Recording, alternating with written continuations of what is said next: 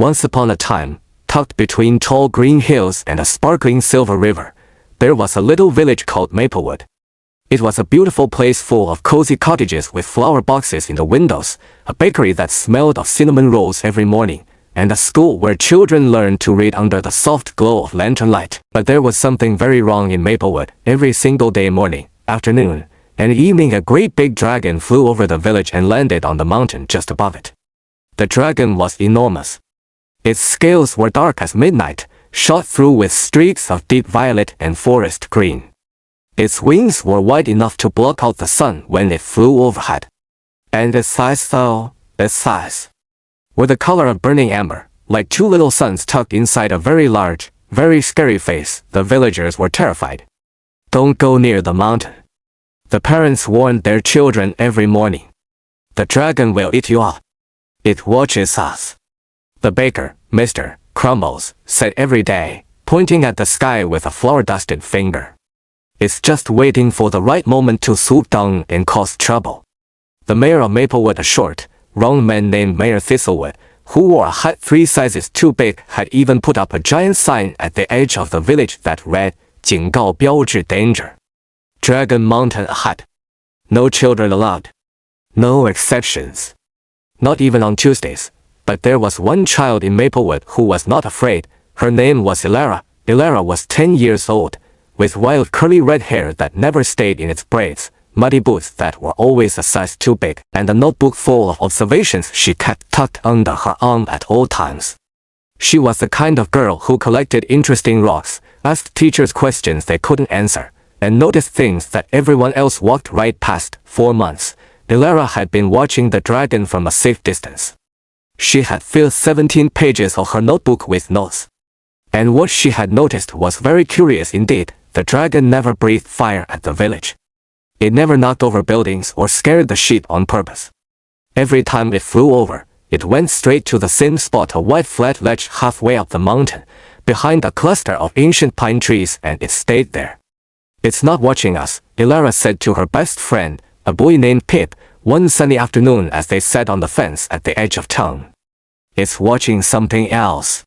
Pip, who had freckles and was usually very sensible, looked nervous. "Please don't say what I think you're going to say, Elara."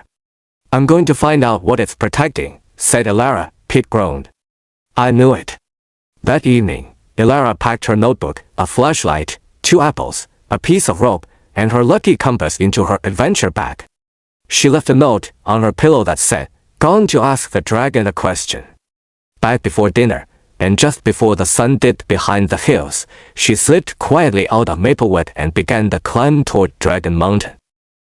The path up Dragon Mountain was steep and twisty, lined with old pine trees whose roots curled out of the earth like the fingers of sleeping giants. The air smelled of pine needles and wet stone. Fireflies blinked in the shadows. Somewhere deep in the forest, an owl called out hoo-hoo as if asking the same question Elara was. She had only been climbing for 10 minutes when she heard quick footsteps behind her. "I hate this," said Pip, scrambling up the path with his own little backpack bouncing on his shoulders. "I absolutely hate everything about this.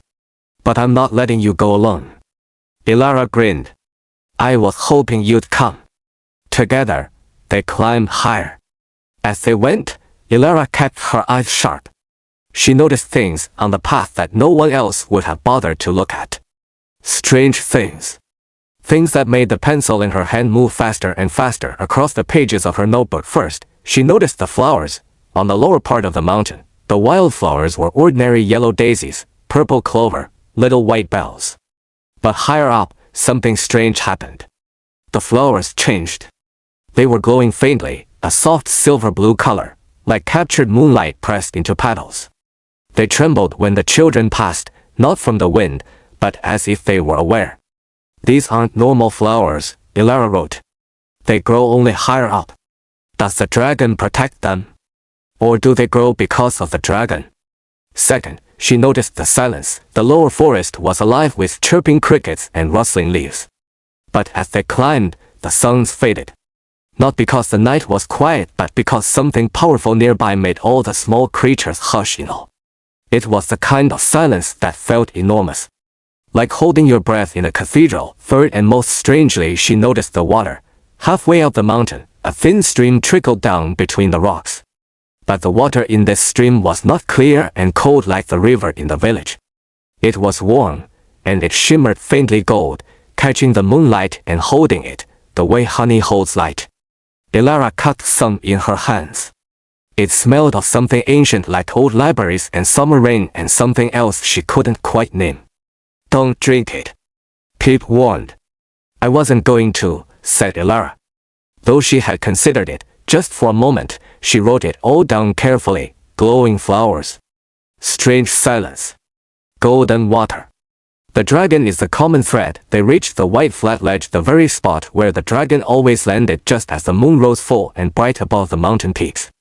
The pine trees here were ancient and enormous, their bark carved with patterns that looked almost like letters in a language no one in Maplewood had ever learned to read, and there, on the other side of the trees, curled up in a careful circle, was the dragon. It was even bigger up close.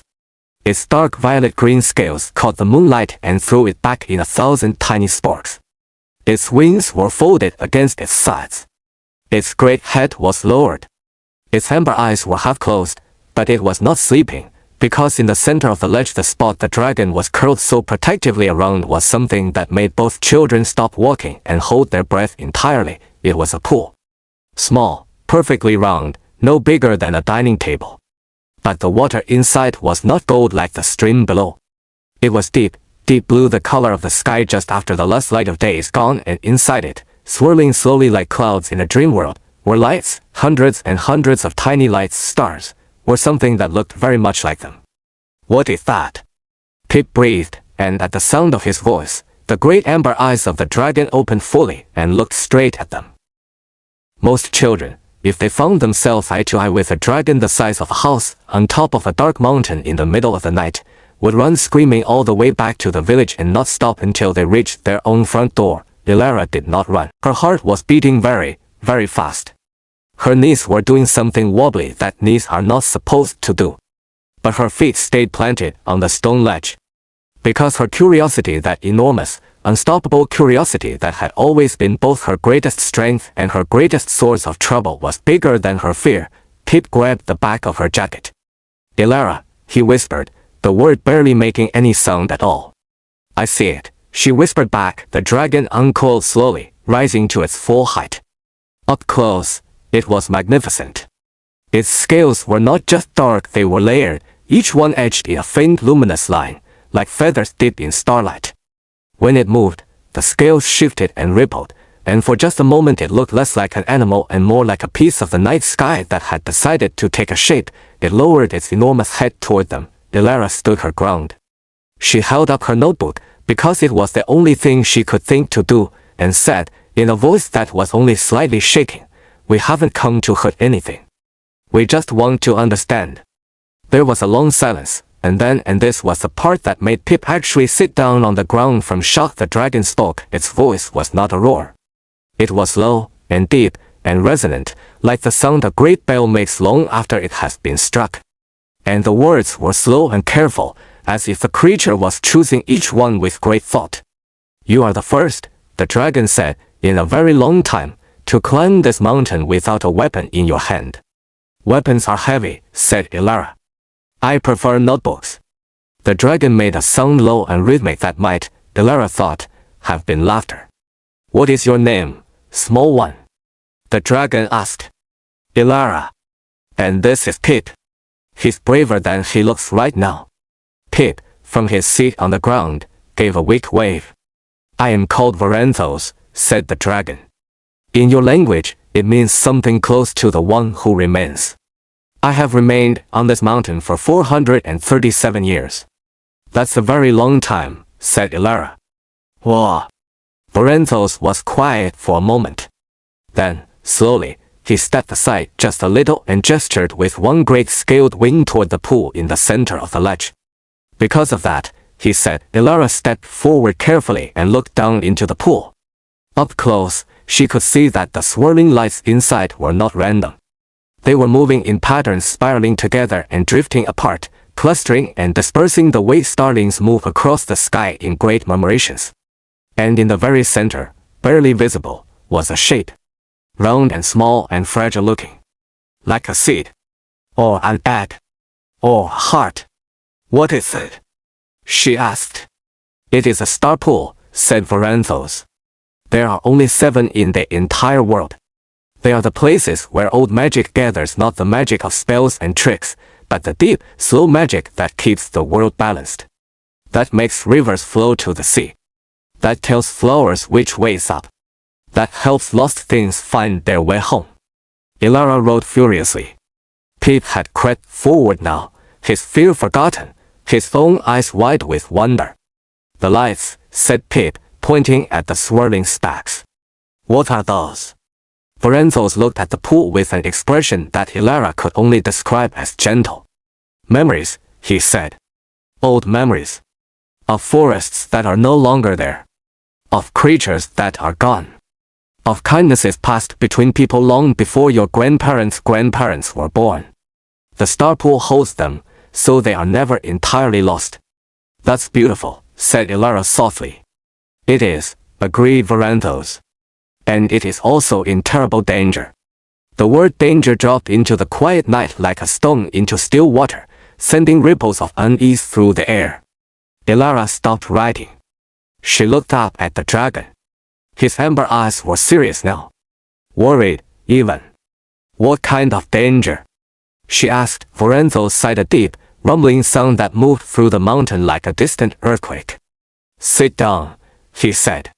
This part of the story is long, and it is important. And it is the reason I have stayed on this mountain for 437 years. Ilara sat cross-legged on the rock. Pete sat beside her.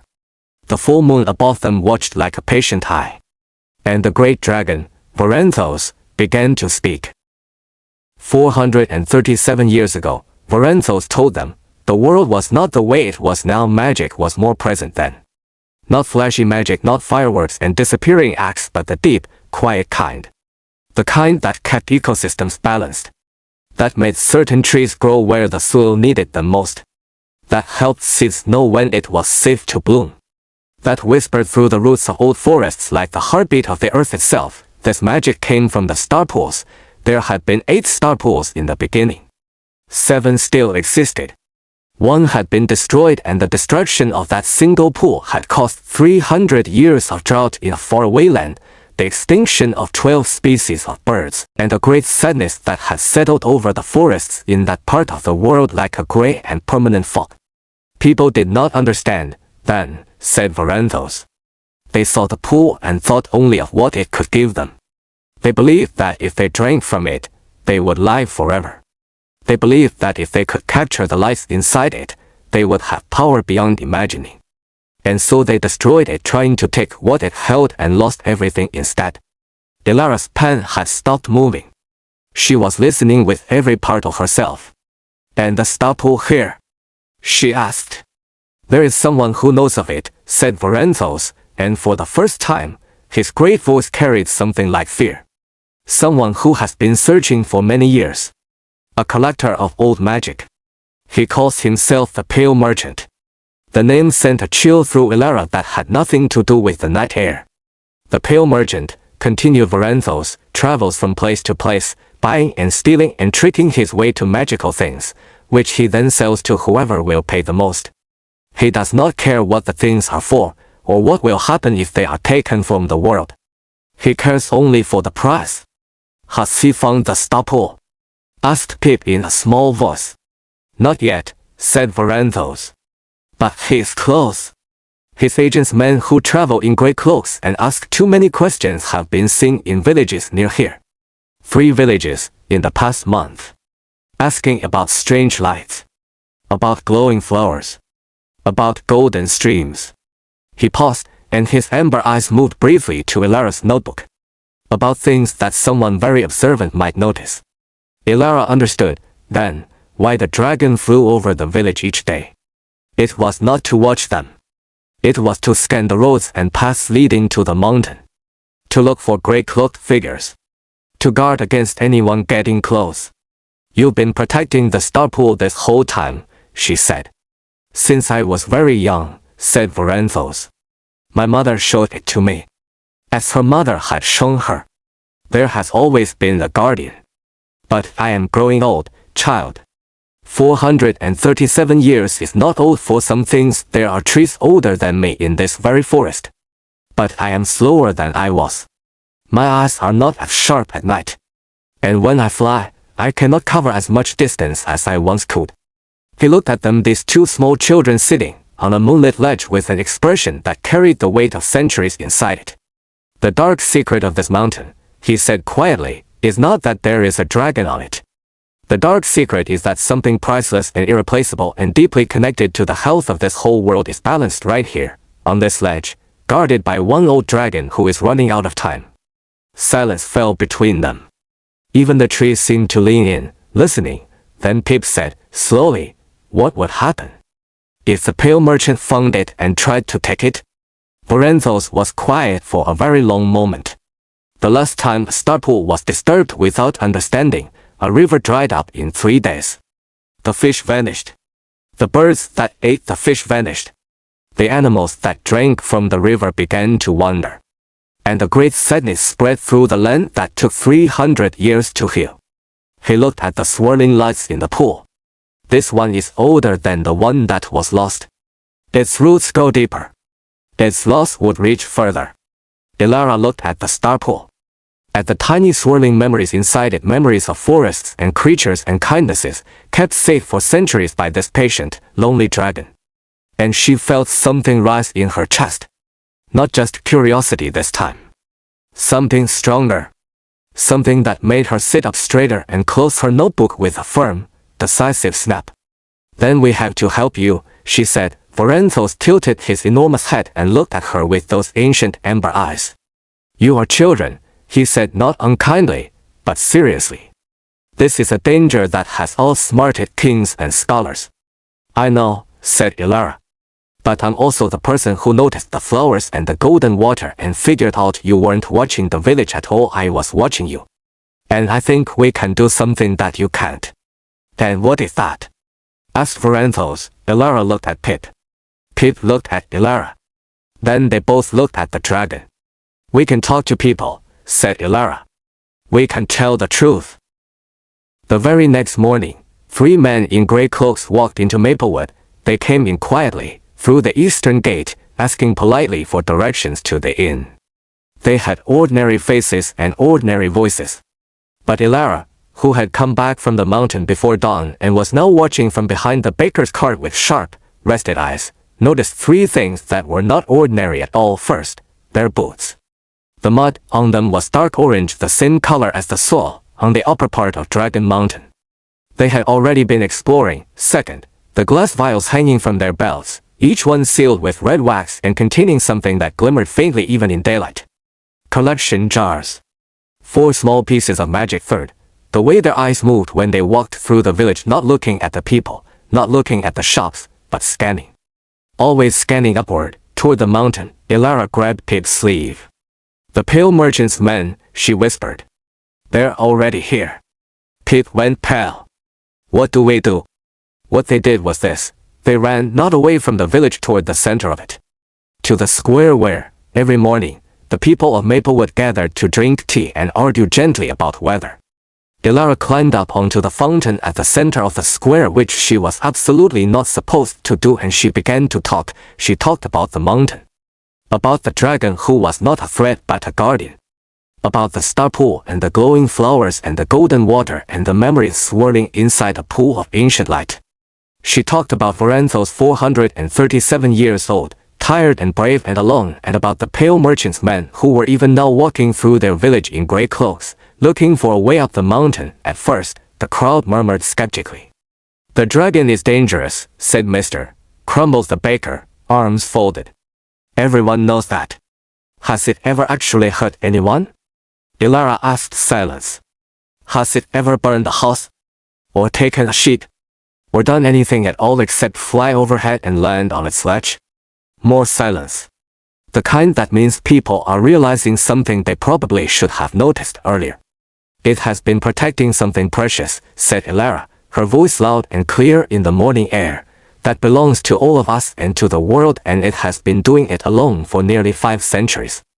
And right now, today, there are men in gray clothes at our inn who want to steal it.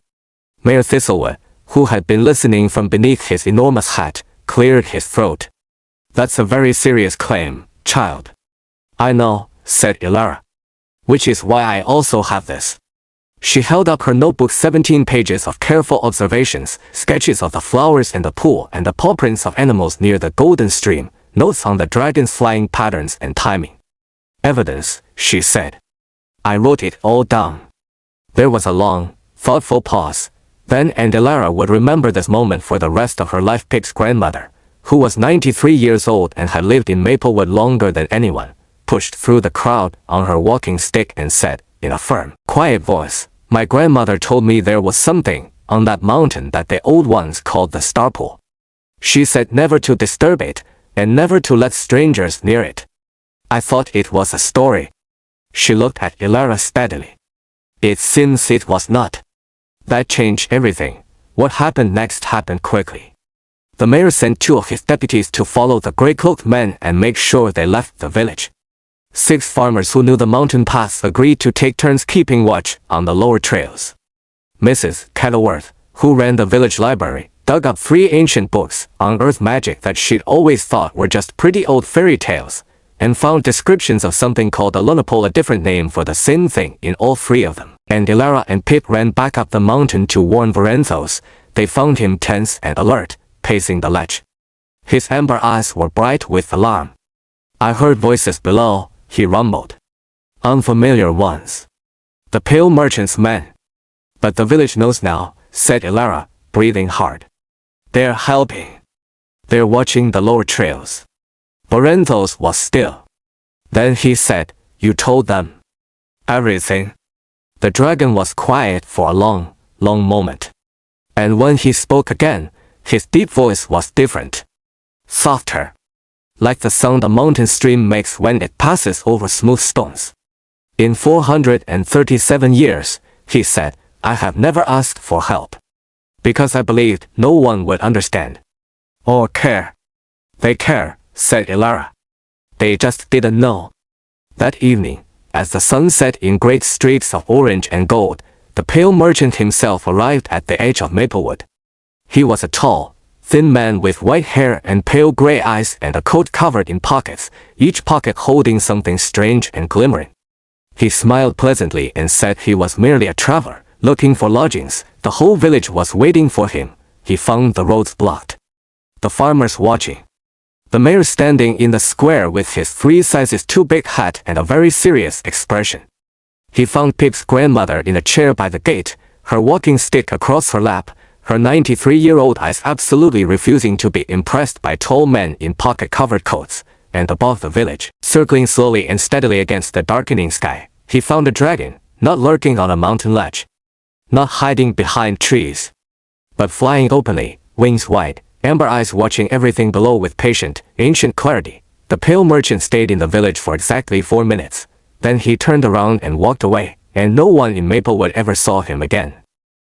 After the pale merchant left, something changed in Maplewood. It did not change all at once, the way a light switches on. It changed slowly, the way spring arrives, first one crocus, then another, then a whole hillside of green.